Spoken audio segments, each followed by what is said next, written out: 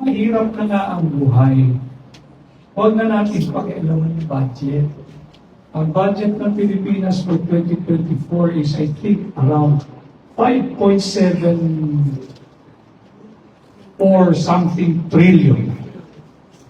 At halos kalahati nun ay iniutang natin. Source from domestic and foreign borrowings. And yet, nakuha pa nilang mag-insert ng 800 billion ang program or port barrel funds na ang tanging makakapag-disperse lamang pirma ng presidente. Nangutang ka na nga ng halos 2.5 trillion. Naisingit mo pa yung 800 billion na port barrel. Yung 800 naman ho yan, iniutang din yan. My point is, wala na nga palang pera. Lalagyan mo pa ng 800 billion na port barrel. Bakit ba hindi kayo makapagpilpi at hindi ninyo mapigilan ang sarili niyo sa paglalaway at gamitin yung pera ng Pilipinas, yung pera ng Pilipinas? Itong hapin sa busit, yun lang ang mapapagyaman ko. Gali ako Pilipinas, hindi ako na-late.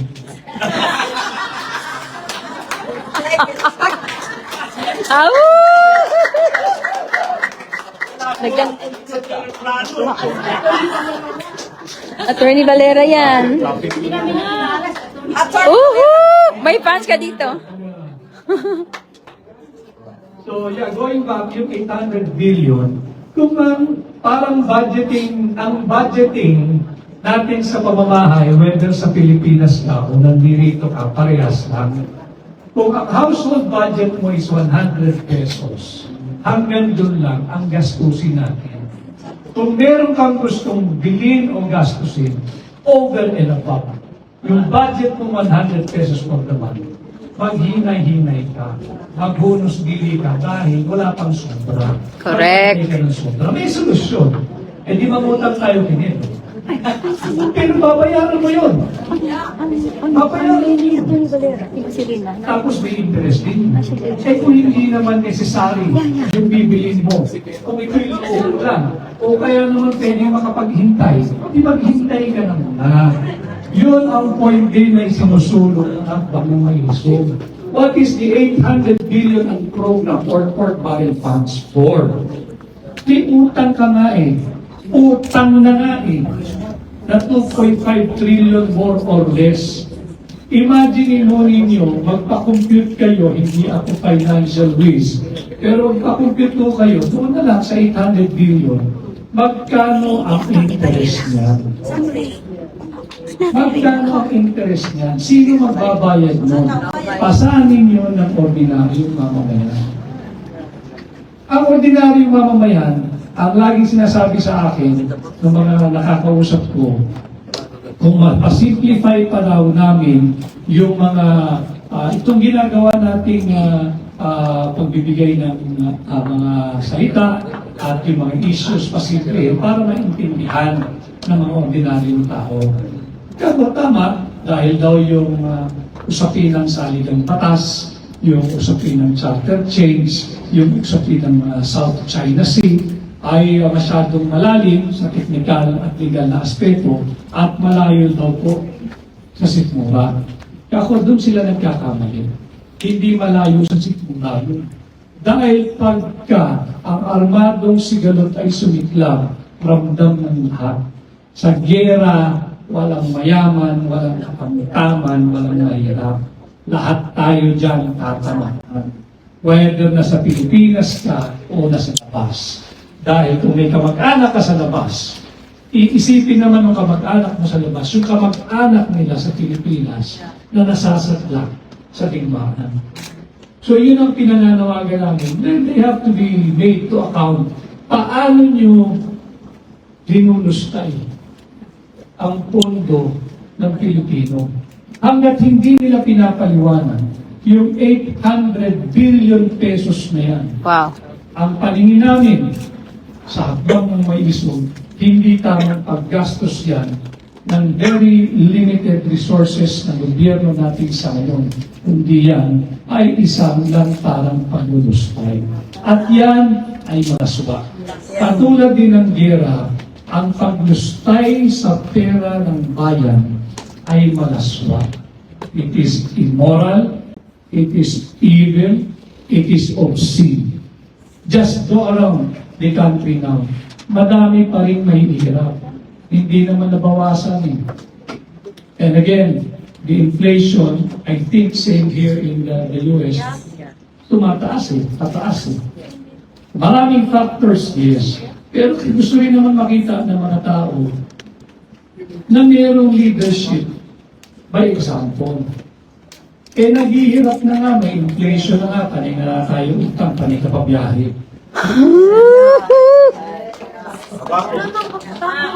Tama. Pledges. Ang pledges pa nga. Pangako din. Pirmahan, dito lang ako na kakakita na yung MOU ay nag-headline sa mga traditional media. MOU is just, ang simpleng ibig sabihin nun ng Memorandum of Understanding. Na tayo nagkasundo na darating ang araw tayong dalawin maghahanap buhay. Dahil yun ang pinagkasundo natin. Pero itong mga MOU, nalalagyan nila ng valuation kesyo X billion of dollars o peso dahil nagpirmahan ng MOU. Ang MOU ho ay walang meaning. Alam din po yun ng kapwa ko, bugado rito ni si Atty. Nieto. Ang MOU is a preparatory to a MOA. Hanggat walang MOA, yung MOA nga ho malabo pa eh. Lalo na yung MOU. Malabong. So yun ang hinihingi natin sa pamahalaan, yung transparency, accountability, peace, and security. Maraming pagtatangka na talaga namang gipitin yung mga nagbibigay ng kanilang dissent o yung mga critical sa mga maling panuntunan ng pamahalaan. Pero hindi kami binibigyan ng pagkakataon na mag-rally. It's a peaceful rally. Pagtitipon-tipon dito sa Amerika, buhay na buhay yan.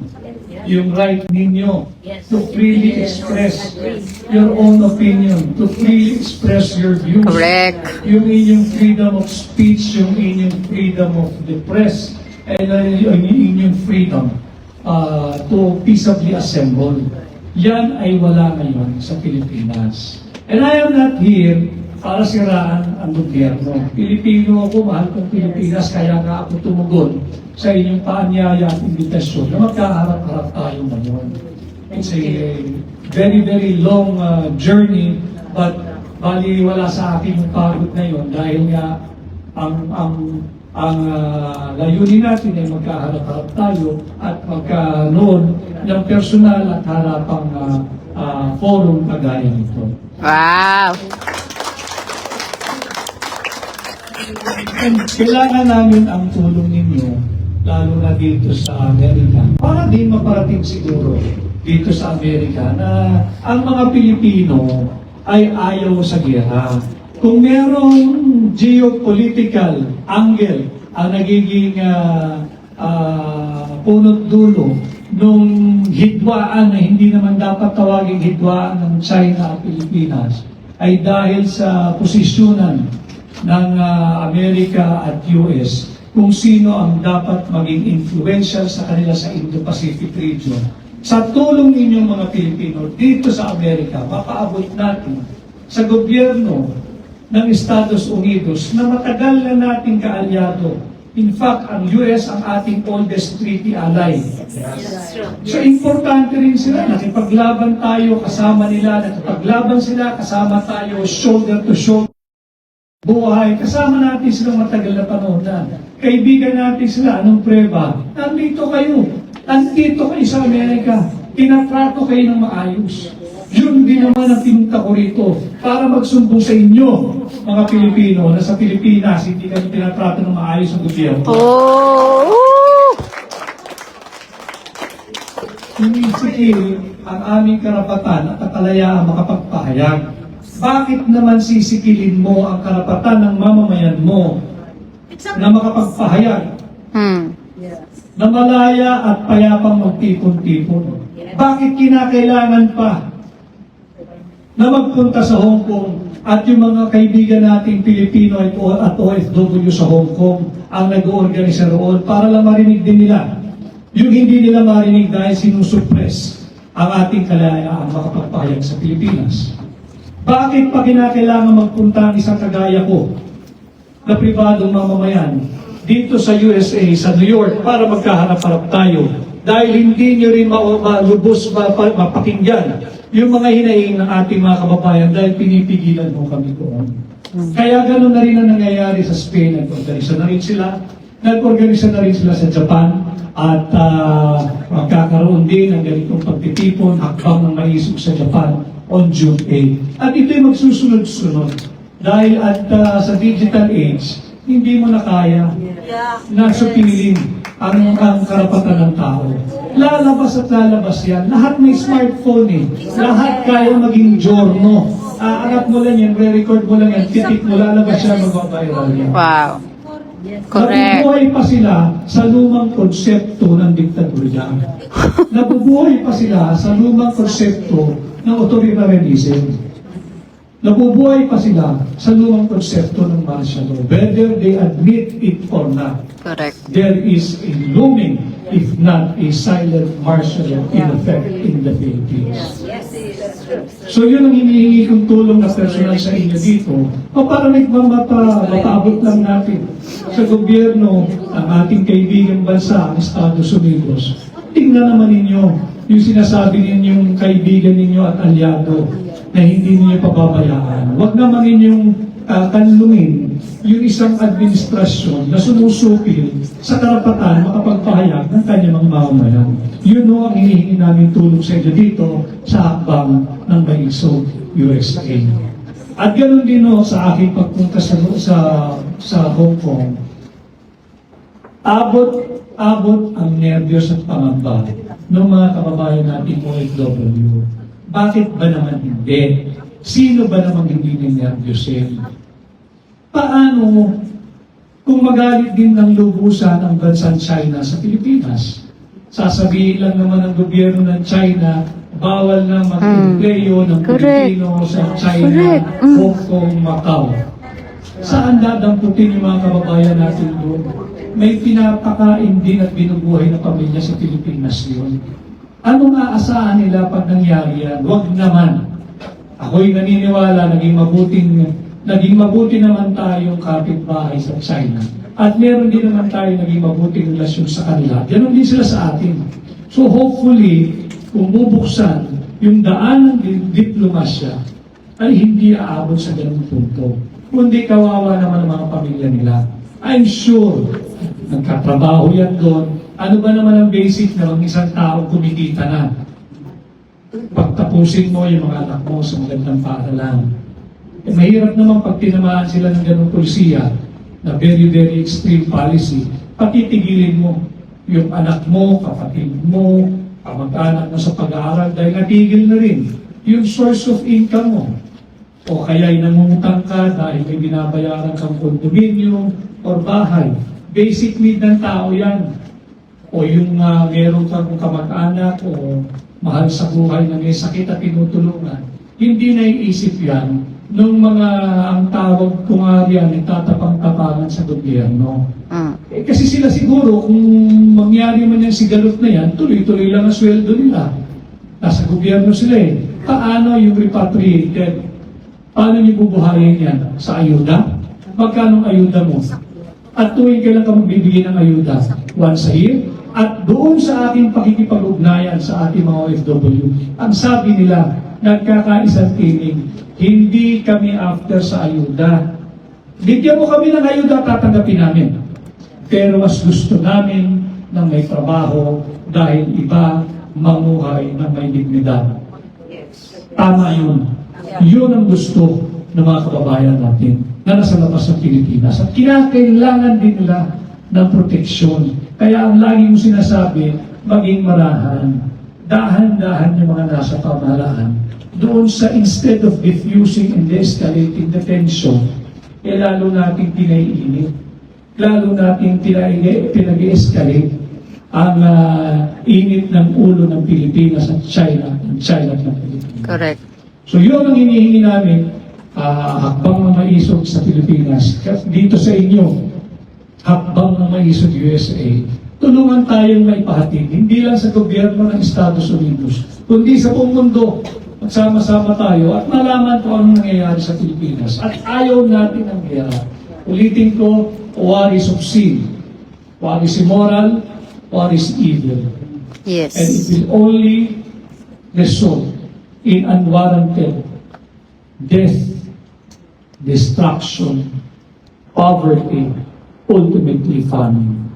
Hindi pa tayo nakakabangon doon sa epekto ng World War II 80 years ago.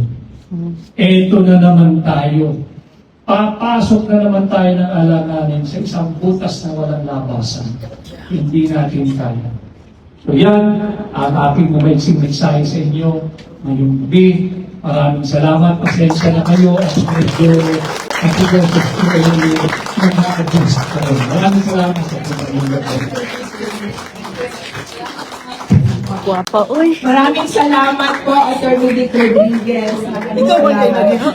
Ngayong gabi na ito, we are also honored to have the presence of Attorney Arnedo Valera. He is the president of the Hakbang Maisog USA, as well as Sara Duterte Supporters of New York. So let's welcome Attorney Arnedo Valera. Magandang gabi po sa inyo lahat. Alam mo, Atty. Dick, ang tungkulin ko dito ay simple lang.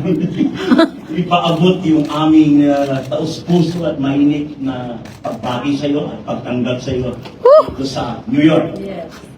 At of course, yung presensya mo napakahalaga sa hakbang ng maisog at ng SDS dahil pinapakita natin na kahit na nanggaling ka sa Pilipinas na pagkalalayo, may air traffic control kanina dito. Na-delay ako. Nakita natin yung presensya niya ay napakahalaga sa susunod na kolektibong pagkilos natin. No? Lalong-lalo na sa ating selebrasyon ng ating pambansang kalayaan. At bukas, Atty. Dick, ay meron tayong open forum, no? Yes. Na ito yung mga iba't ibang leaders ng ating komunidad, no? Pero meron pa ako isang tungkulin kasi kinukulit ako ni Maharlika kanina eh. Best friend na kayo, ah. Kinakan, bantayan ko daw si Atty. Dick. Bakit tayo si Atty. Dick? Kaya sabi ko, ay meron naka-assign na guard sa kanya si Amon. Pero, siyempre, kaya sinasabi yun ni Maharlika na nangamba siya dahil ang personale kilala si Atty. Dick na dating administrasyon. At ngayon ay nagpapatuko upang paliwanag ang pambansang kalagayan ng ating bansa. No?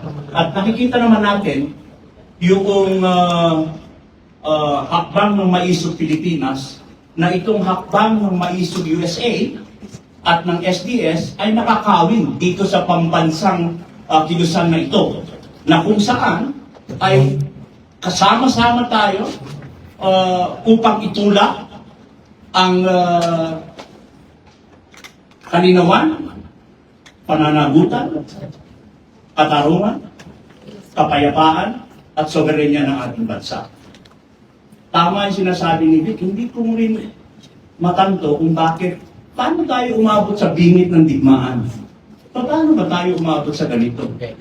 So, naalala ko nung, alam niyo po, cancer survivor ako eh. Nung pumunta ako dito ng unit team, Nimona. napagamot ako nun. Pero, matibay yung loob natin para sumama sa mga pagkilos na ganito. No? Pero doon sa, pag may cancer ka, may gamot, di ba? Surgery, chemo, di ba? Yung intensive chemo. Pero, yung bingit na kamatayan yun, may eksaktong gamot. Ang problema natin, paano yung bingit ng digmaan? Paano natin gagawin yan? Paano natin pipigilan para makita natin na dapat hindi tayo sumuong sa ganong pambansang kalagayan dahil lamang sa usapin ng West Philippine Sea or South China Sea. So ang madalas na nadidinig nating naratibo ay nanalo tayo sa arbitral ruling. Binasa po namin naman ni Atty. Vic yan, yung humigit 400 na pahina ng arbitral ruling na yan. Wala na pang sinasabi doon na dahil na-invalidate yung 9-line, tayo na yung may-ari ng South China Sea. So parang atin to, parang gano'n. So kung imposible yung 9-line, paano tayo naman, ba't papalit at tayo ang may-ari ng South China Sea, samantalang 6 na competing country claimants ang naglalaban yan. Pero ang sinasabi po natin, ang espiritu ng arbitral ruling na yan ay bumalik po sa diplomasya at negosasyon. Tama po yung posisyon ng dating Pangulong PRRD. Dahil very practical po yung kanya. Yung goodwill gestures, magkaroon ng paghupa ng tensyon. Dahil alam po naman natin na kahit na sa lifetime natin, itong henerasyon na to, or yung susunod na henerasyon, hindi po natin mariresolba kung sino ang may-ari ng South China Seas. Kasi siyang na dekada po yan na pinagtatalunan. So anong dapat gawin? Practical. I-exhaust natin yung diplomasya at negotiation na hindi pa nga ginagawa ng todo katulad ng pinapaliwanag ni Atty. Vic. Dahil dapat you have to think outside of the box. Tignan natin ano ang pwedeng gawin dito. Pwede ba natin tignan ito isang business venture na kung saan ang mga competing claimants, of course kasama ang China, ay pakinabangan na at exploit yung resources kung ano man yung arrangement na yan for the benefit of mankind, specifically sa mga Pilipinos. Hindi po tayo bilang mga disipulo ng katahimikan, peace advocate. Ako po, anti-war po ako, no? Kasi ayaw ko naman po na yung aking taxes na binabayad o yung buwis sa Estados Unidos ay nagagastos sa gera, no? Kaya nga marami po mga peace activists dito sa atin, no? Ganon din po yan sa Pilipinas, no? Paano tayo pumasok dyan sa bingit ng digmaan na yan? Samantalang, ang promesa ng administrasyon na ito ay tayo ay kaibigan ng lahat at wala tayong kaaway. Hindi ba? Paulit-ulit natin yakap yan. Nabinig niyo yan?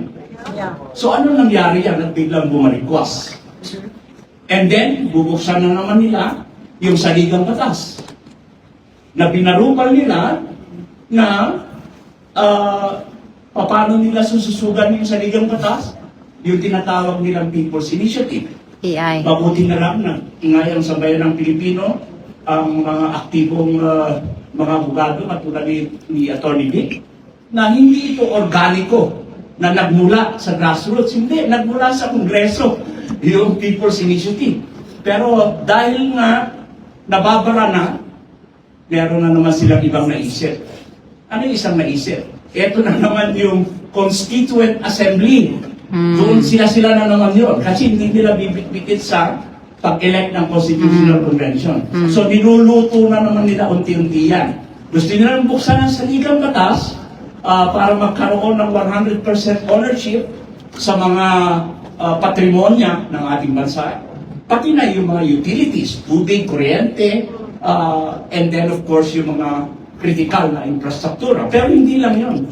Kasi meron din pag-uusap sa termino or pagpapalit ng anyo at hubog ng ating pamahalaan. Halimbawa, shifting sa presidential at sa parliamentary. No? So, itong hakbang ng maiso na tinutulak natin, katulad kahapon na nakita ko yung OFWs sa isang Zoom meeting at inimbita nga tayo, binabantayan tayo at sinabi ko doon, Atty. Vic, na ikaw ang mamumuno sa amin sa dito sa parada, no? para ipaabot ang mensahe ng mamamayang Pilipino at ipaabot din kung bakit kailangan ng merong hakbang ng maisog, USA. Hakbang ng maisog, kung tinatanong ako ng isang Amerikano, hakbang ng maisog. Steps of the brave. Yun ang pinapaliwanag ko dun sa Amerikanong kaibigan ko. At tinatanong niya sa akin yung iskandalo, halimbawa, doon sa droga. No? So, simple lang naman yung apil at apila ng sambayanan. Voluntaryo ka na lang. Di ba? Na testing. Tama? Tama. Kasi nakataya kasi yung integridad ng Office of the Presidency at nakataya din yung ating nasyon. No? Kasi mabigat yung ramifications niya. Kasi kung ikaw ang Pangulo halimbawa, ikaw ang nag-e-enforce ng Komprehensibong Dangerous Act of 2002 ng Pilipinas at ikaw ay may seryosong aligasyon na ganyan, dapat pangatawanan mo, lumabas ka at nagvoluntaryo ka. Kasi sinabi niya nga na, I think, nag-testing na raw siya, no? Pero kung nag-testing siya, ano ba naman yung ulitin niya ulit, di ba? Yeah. Simple lang naman yung hair follicle test. So hindi ito issue lamang, no? Na, kasi mahalaga rito, dito sa Amerika halimbawa, yung droga, medical condition yan. Medical condition yan. Kaya nung tinatanong ko ni Maharlika no isang araw, kung ikaw ang presidente, magpapatesting ka ba? Magkaiba po kami nung presidente natin eh. Dahil ako ay isang ordained evangelical minister, kung sakali man mangyari sa akin yun, at ako'y abogado rin, magpapatesting ko ako. Kung ako'y positibo, aalis po ako sa pwesto ko kasi wala akong moral ascendancy para gampanan yung tungkulin niya. Yun ang mahalaga. Pero, mahaba itong usapin na ito, kaya ang mahalaga ngayon ay Attorney Vic, sa ngalan po ng Hakbang ng Maisog USA, SDS New York, siya po ang nag-administer ng oath namin by Zoom. Thank you, Attorney. Hindi, uulitin natin bukas yan. In person. I request. Nakaraw AI. Ay, maraming nagte-text sa akin. Sabi niya, naku, sasama kami sa maisok talaga. Sasabay kami sa meron, no? Pero, pwede ba, unahin na muna magpa-picture kaya ito. Sabi niya si Jocelyn Gumbaya, no? Pero marami po nagmamahal sa inyo dito, Attorney Vic. Kasi nung binanggit lang namin na ikaw ang aming panauhin at mag-administer ng oath, maraming nag-deny, maraming gusto pang i-meet in person. So, yun ang ating challenge. Kasi yung hinihiling ni mahal na mahal ka pala ni Maharlika. Siya ang first love, ikaw second love. Literally kasi nagulat ako, bantayan yan. That's what we did. At kinakailangan, of course, napakahalaga itong ating selebrasyon ng ating kalayaan dahil Happy Independence Day tayo. Pero sa ating paglalarawan ng ating pambansang kalayaan ay hindi ito masama na magbigay ng mga konstruktibong kritisismo. Di ba? Dahil ang kapangyarihan ng liderato ay nakaugat yan sa atin. Galing po yan sa atin. At babalikan ko lang yung bingit ng digmaan, ang kultura at relihiyon ng ating bansa ay nakakaugat sa kapayapaan, hindi sa digmaan. Ang kadalasan tinatanong ko, bakit merong mga competing ideologies o nag-aaway ang Amerika at China? Dahil magkaiba at magkasulungat ang ideolohiya, pero nagpapadala sila palagi ng Secretary of State at ng mga diplomats. Bakit? Para pag-usapan ang komersyo at trade. Tayo naman, namimilitarize, weaponized. Pero bakit ganon? Hindi ba natin pwede rin gawin? Kahit hindi tayo superpowers, maliit tayong bansa, pwede ba natin gawin yun? At makipag-usap at subukan yung diplomasya na hindi pa talaga nagagawa. No? Kaya ang ating panawagan namin ni Vic sa Akbang na Malisog ay sana po sa bukas magkakaroon po ng malayang talakayan, mas expanded ang ating open forum para kay Atty. Vic. Tanungin niyo po lahat ang gusto niyo tanungin at may papaliwanag po lahat yan ni Atty. Vic. At of course, inikayat namin kayo na sumama sa June 2, no? Simple lang naman, parada natin dyan. Tayo ay nagpapakita ng ating karapatan para sa isang respetuhin ang ating malayang pananalita at matahimik na pagtitipon at idulog ang ating mga hinaing. Kasi at the end of the day, kahit nandito tayo o saan tayo sulok ng daigdig, bahagi po tayo, no, ng kilusan na ito, no?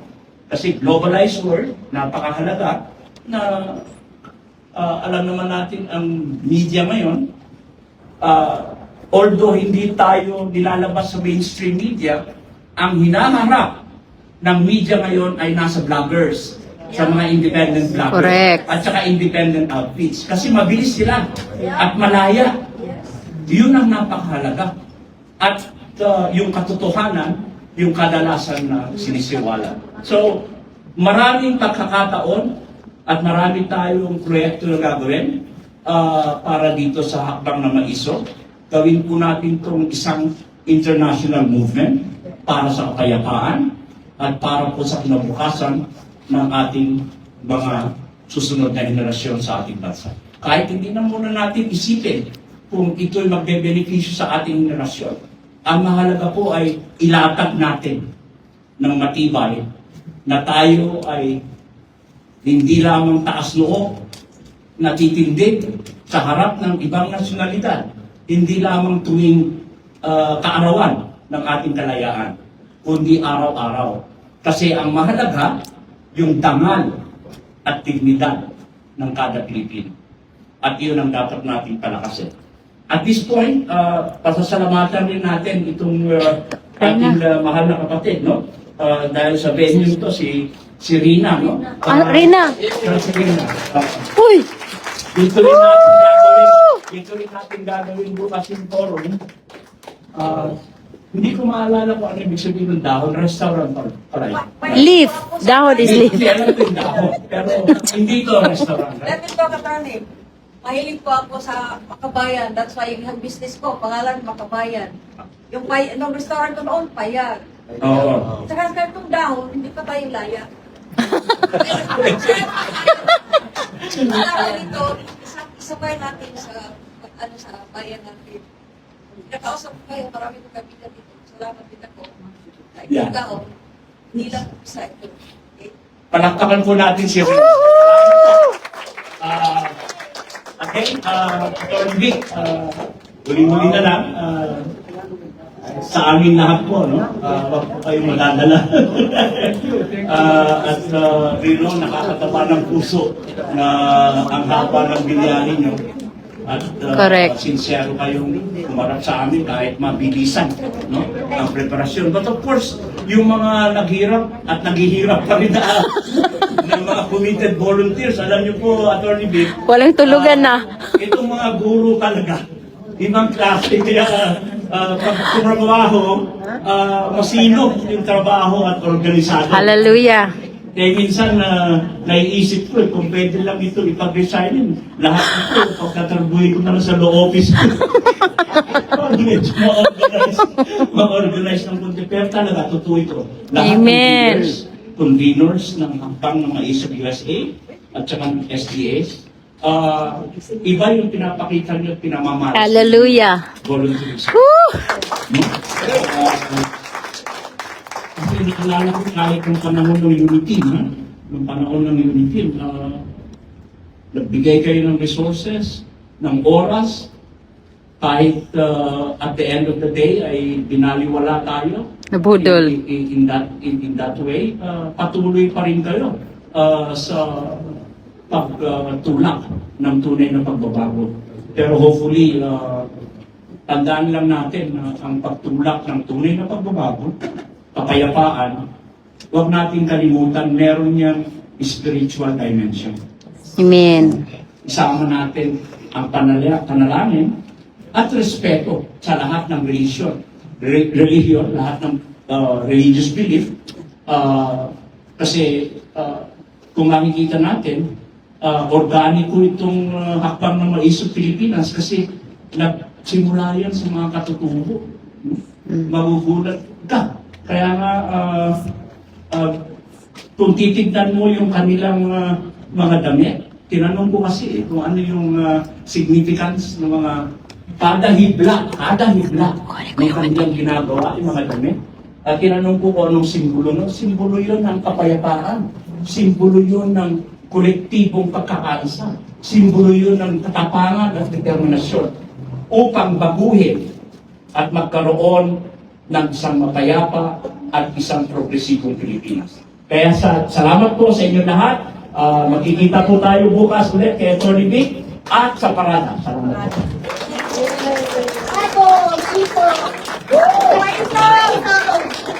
So at this juncture, para meron tayong memento, ang photographer natin mag-take lang ng 1 or 2 pictures sa group with siguro dito sa harap para makuha lahat.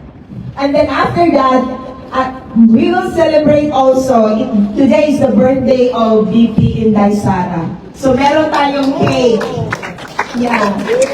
So i-celebrate natin ang birthday kaarawan ni VP Inday Sara today. Dito mo lang.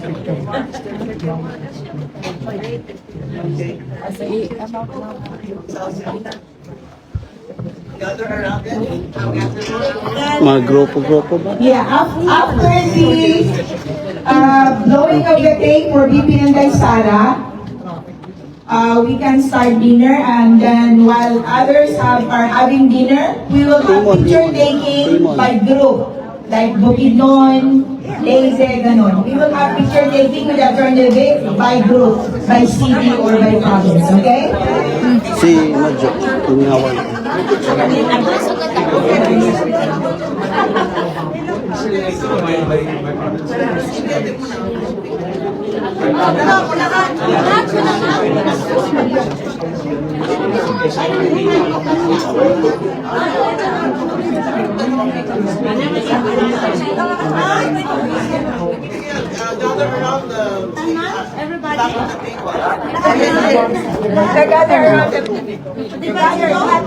Ikat natin, ikat mo yan. Ikat mo yan. Paano yan?